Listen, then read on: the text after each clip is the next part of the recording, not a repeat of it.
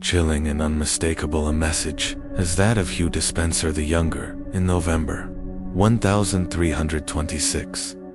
His cries rang out through the streets of Hereford as his executioners set about dismantling not only his body, but the very essence of his identity. This was far more than a simple death sentence. It was an orchestrated display of vengeance, humiliation, and political drama that unsettled even a society long accustomed to public cruelty. From a relatively minor noble, Hugh rose to become the most influential man in England, second only to King Edward II himself. For over a decade, his grip on the king made earls tremble and drove the queen into secret plotting. When Queen Isabella finally turned against him, she ensured that his demise would mirror, in cruelty, the suffering he had inflicted on others. The method of his execution was chosen not for swiftness, but for its capacity to prolong pain and strip away honor. Medieval chroniclers, usually restrained in their accounts of brutality, wrote of Despenser's death with rare precision and poorly concealed satisfaction. They knew they were not simply witnessing the end of one man, but the brutal closing act of one of England's most turbulent political eras. The savagery of the event speaks volumes about the hatred and dread he inspired. How does a lesser lord transform into the shadow ruler of a kingdom, and what kind of reign provokes such an elaborate and sadistic punishment? The life of Hugh Despenser is a tale of unchecked ambition, royal favoritism, and the inevitable cost of overreaching power. His rise was meteoric, his influence total, and his fall catastrophic. This is a journey into the darker corners of medieval England, the story of the king's favorite who soared too high and paid the ultimate price. A reminder that in those days, political justice could be more terrifying than the cruelest torture device. Hugh Despenser the Younger was born around 1286, in a time when loyalty to the crown could lift a family to greatness or utterly destroy it. His father, Hugh Despenser the Elder, had already carved a name as a skilled courtier and an unflinching political operator. The younger Hugh inherited not just the family name, but his father's cunning and a dangerous hunger for authority. England, during Hugh's youth, was a realm in transition. The formidable Edward I, known as the Hammer of the Scots, died in 1307, leaving the throne to his son Edward II. The new king was a sharp contrast to his warrior father, more taken with leisurely pursuits and the company of favored men than with the burdens of empire. That weakness at the heart of power created an opening for ambitious figures like Hugh Despenser. Edward II's reign opened under the shadow of scandal due to his relationship with Piers Gaveston, a Gascon knight who became his closest companion and, many believed, his lover. Gaveston's arrogance and the king's blatant favoritism toward him enraged England's powerful barons, who saw their own influence diminished by this foreign upstart. In 1312, their fury ended with Gaveston's murder. The king's grief left a vacancy in influence that Hugh Despenser was perfectly placed to fill. Unlike Gaveston, Hugh was undeniably of English noble stock. He possessed political instincts. Gaveston lacked, recognizing that real power lay not in flaunting the king's favor, but in methodically embedding himself into the kingdom's machinery. Gaveston had settled for titles and luxury. Despenser wanted far more direct control over governance itself. By 1318, Hugh had worked his way into Edward II's innermost circle, quickly becoming his new favorite and, according to many, his lover. But Hugh brought to the role a calculated ruthlessness. His aim was not to stand beside the king, but to become his voice, his hand, and, in all but name, his replacement. His transformation from courtier to shadow ruler accelerated with his placement in key royal offices. By 1322, as royal chamberlain, he controlled access to the king entirely, deciding who could approach and what information Edward would hear. This position became the cornerstone of his dominance, allowing him to isolate the king from rival counsel and steer the affairs of the realm to his own ends.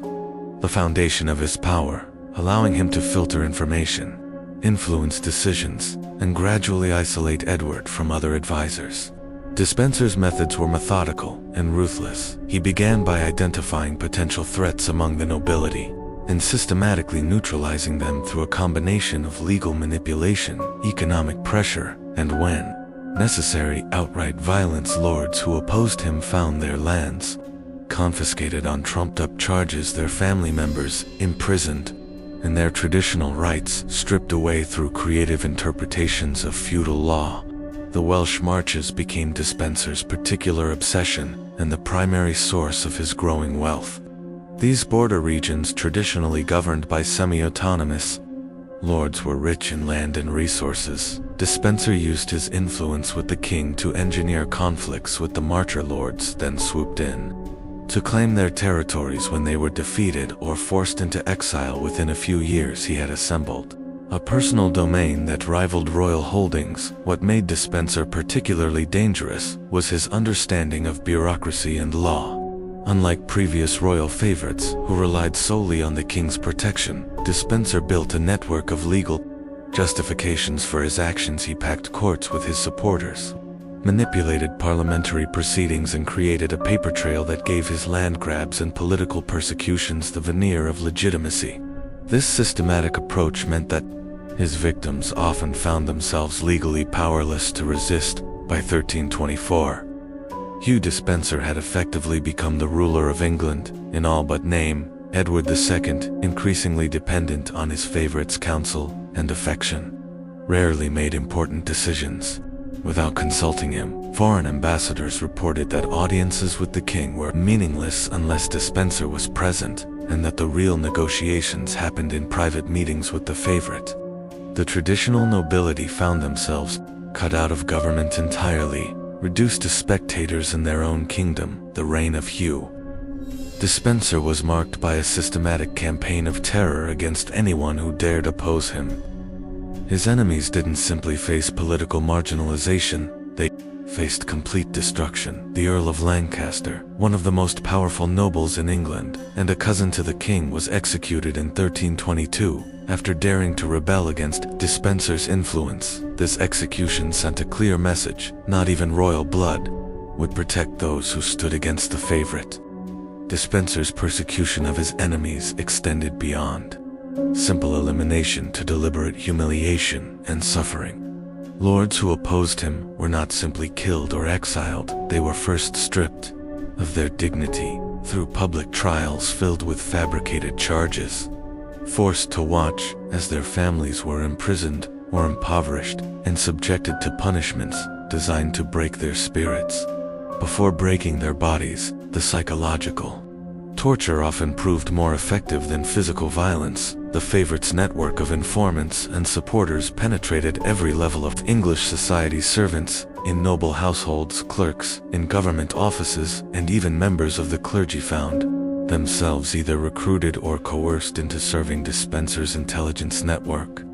This created an atmosphere of paranoia, where no conversation was safe and no alliance was secure. The traditional bonds of feudal loyalty began to dissolve under the pressure of Despenser's surveillance state. Women were not exempt from Despenser's cruelty, and in many cases they suffered disproportionately. The wives and daughters of his enemies were used as leverage, imprisoned in harsh conditions, or forced into marriages that served his political purposes. Lady Alice Deasy, one of the wealthiest Aces in England, was essentially kidnapped and forced to live under Despenser's control so he could manage her vast estates. These attacks on women violated the Catholic codes that supposedly govern noble behavior and added to the growing outrage against his rule. Perhaps most disturbing was Despenser's treatment of the church and its officials. Despite the medieval reverence for religious authority, he showed no hesitation in imprisoning bishops, confiscating church lands, and manipulating religious law to serve his purposes. When Bishop Adam Allerton of Hereford dared to criticize royal policy, Despenser had him arrested and tortured. This behavior shocked contemporary observers and added accusations of impiety to the growing list of charges against him.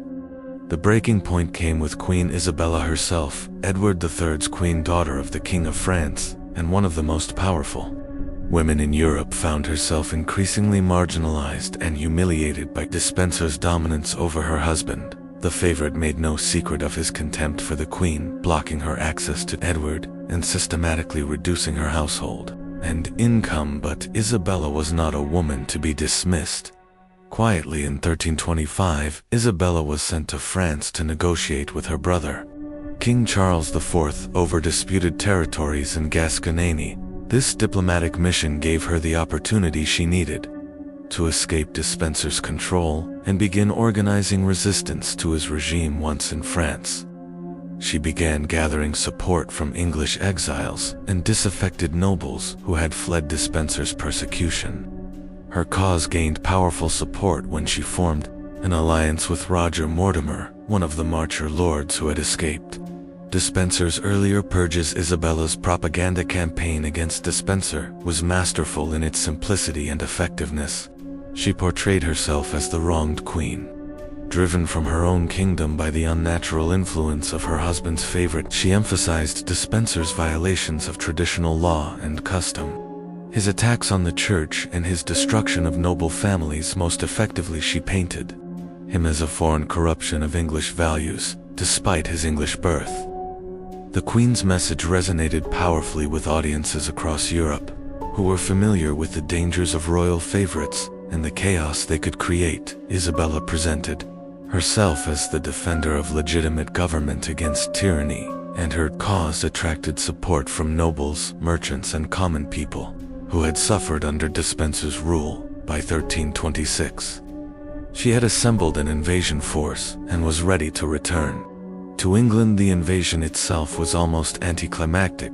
When Isabella landed in Essex in September 1326, she was welcomed as a liberator rather than resisted as an invader. The common people, exhausted by years of Despenser's oppression, flocked to her banner. More importantly, the nobles, who had been cowed into submission by fear of the favorite, saw their opportunity for revenge and abandoned Edward II en masse. Edward II and the Despensers fled westward toward Wales, hoping to find sanctuary in regions where Hugh's power had been strongest.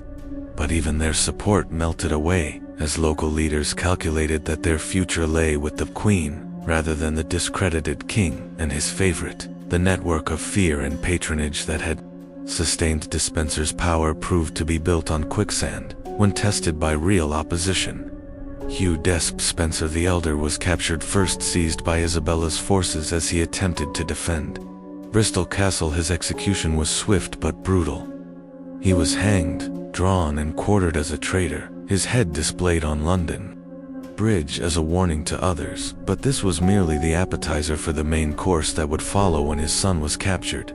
Hugh Despenser the Younger was finally taken near Llantresant in Wales on November 16, 1326. Contemporary accounts describe him as already broken by the collapse of his world. The man who had terrorized England for over a decade was reduced to a trembling figure, having allegedly attempted suicide rather than face capture. His captors, however, had no intention of allowing him such an easy escape from justice. The decision about Despenser's fate was never in doubt, but the method of his execution became a matter of careful planning.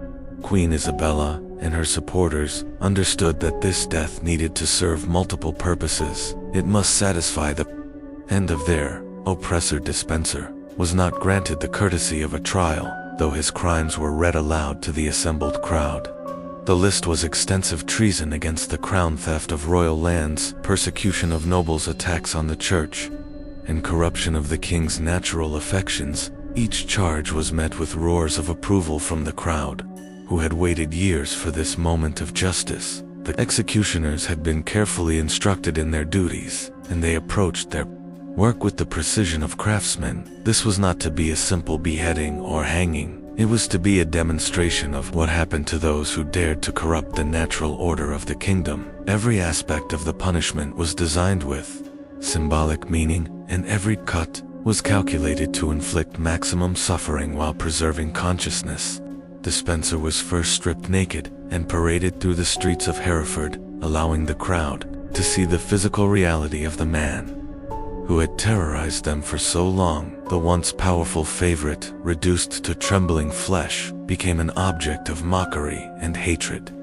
Verses mocking his relationship with the king was shouted by spectators, and refuge was thrown at his defenseless body. The actual execution began with Despenser being dragged through the streets, tied to a horse, his body battered against stones and debris. This preliminary torture served to weaken him physically while providing entertainment for the crowd.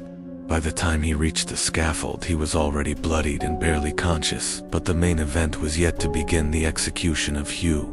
Despenser was designed to be a systematic destruction of his identity as a man, a noble, and a human being. The first stage involved his being hanged by the neck, but not until death. The rope was carefully calibrated to cause suffering and loss of consciousness without ending his life. As he dangled, gasping and choking, the crowd cheered and jeered at the man who had once held their lives in his hands. When Despenser was cut down, still alive but barely conscious, the second phase began. In a deliberate mockery of his alleged relationship with King Edward II, the executioners proceeded to castrate him, removing his genitals with a knife and casting them into a fire prepared for that purpose. This act was both literal and symbolic. It represented the severing of the unnatural bond between the king and his favorite, while inflicting the most intimate form of humiliation possible. The disembowelment followed, with Despenser's abdomen being cut open and his entrails slowly drawn out while he remained conscious. Medieval medical knowledge was sufficient to keep victims alive through this process, and the executioners were skilled in prolonging suffering. His heart was cut out and thrown into the fire, symbolically destroying the seat of his corrupt affections and treasonous thoughts. Throughout this ordeal, Despenser remained conscious, his screams mixing with the cheers of the crowd. Contemporary chroniclers noted that he seemed to be trying to speak, perhaps attempting to beg for mercy or make some final confession, but his words were lost in the noise of his own agony and the crowd's celebration. The man who had once commanded absolute silence when he spoke was now unable to make himself heard above his own suffering. The final stage of the execution involved the quartering of Despenser's body. His limbs were tied to horses and torn from his torso in a spectacular display of dismemberment. His head was cut off and displayed on London Bridge, joining that of his father as a warning to others. The remaining parts of his body were distributed to various cities throughout England, ensuring that his destruction was witnessed across the kingdom. The immediate aftermath of Despenser's execution was a mixture of celebration and political maneuvering. The crowds in Hereford celebrated late into the night, treating the death as a festival rather than a somber execution. Songs and poems mocking the dead favorite circulated throughout England, many of them explicitly sexual in nature and designed to further humiliate his memory. Queen Isabella moved quickly to consolidate her power and legitimize her rebellion within weeks of Despenser's death. King Edward II was forced to abdicate in favor of his young son, Edward III. With Isabella serving as regent, the official narrative became that she had saved England from the corruption of evil counselors and restored legitimate government. Despenser's execution was presented as necessary justice rather than revenge. The psychological impact of Despenser's death on the English nobility was profound and lasting. The elaborate nature of his execution served as a powerful deterrent to future royal favorites who might be tempted to accumulate similar power. For generations afterward, courtiers would remember the fate of Hugh Despenser when considering how far to push their influence with weak kings. The financial consequences of Despenser's fall were equally dramatic. His vast estates were redistributed among Isabella's supporters, fundamentally reshaping the power structure of English nobility. Families that had been impoverished by his persecution suddenly found themselves restored to wealth and influence, while those who had collaborated with him faced ruin and exile. The international implications were significant as well. European courts had watched Despenser's rise with fascination and horror, and his execution was seen as a victory for legitimate government over tyranny. Isabella's successful rebellion became a model for other queens and nobles who faced similar threats. From corrupt favorites and weak rulers, the legacy of Hugh Despenser's execution extends far beyond medieval England, into the broader history of political violence and state power. His death represents one of the most elaborate and symbolic executions in English history, designed not just to end a life, but to send a message about the consequences of overreaching ambition and the corruption of royal authority. The method of his execution, combining hanging, castration, disembowelment, and quartering, became a template for the punishment of traitors that would persist in English law until the 18th century. The legal precedent established by his case influenced how future cases of high treason were prosecuted and punished, embedding his suffering into the very structure of English jurisprudence. Modern historians continue to debate the extent of Despenser's crimes and whether his punishment was proportionate to his offenses. While few defend his actions during his years of power, many argue that the elaborate cruelty of his execution reveals as much about his enemy's capacity for vengeance as it does about his own evil. The spectacle of his death arguably brutalized English political culture and normalized extreme violence as a tool of governance. The sexual aspects of Despenser's punishment, particularly his castration, reflect medieval attitudes toward homosexuality and the perceived threat posed by unnatural relationships between men. His death became a cautionary tale about the dangers of sexual deviance corrupting political power, a theme that would recur throughout English history. Whenever royal favorites were suspected of intimate relationships with their monarchs, the psychological dimensions of Despenser's execution also deserve consideration. The elaborate nature of his punishment suggests that his enemies needed not just his death, but his complete destruction and humiliation. This points to the profound trauma and rage that his years of oppression had created among the English nobility and common people. As we reflect on the horrific death of Hugh Despenser, the younger we confront uncomfortable truths about power, justice, and human nature that transcend the medieval period.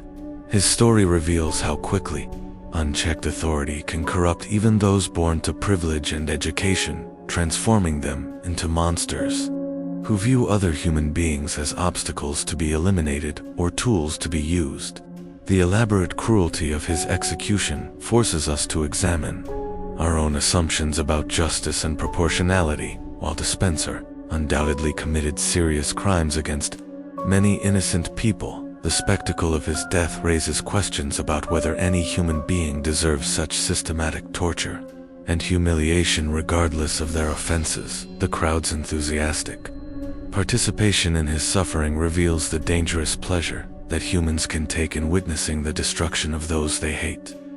The political lessons of Despenser's rise and fall remain relevant in our own time. His story demonstrates how institutional weakness at the center of power creates opportunities for ambitious individuals to accumulate dangerous influence through manipulation and intimidation. The gradual erosion of legal and traditional constraints that enabled his tyranny offers warnings about the fragility of democratic institutions and the rule of law. Perhaps most disturbing is how Despenser's regime normalized extreme behavior through a combination of fear, corruption, and the gradual expansion of acceptable cruelty. His victims often found themselves complicit in their own oppression, trapped by a system that punished resistance more severely than collaboration. This dynamic reveals how tyranny perpetuates itself by corrupting the moral framework of entire societies. The ultimate lesson of Hugh Despenser's horrific end may be that the line between civilization and barbarism is far thinner than we like to believe. His execution, for all its medieval trappings, was carried out by educated, supposedly Christian people who believed they were serving justice.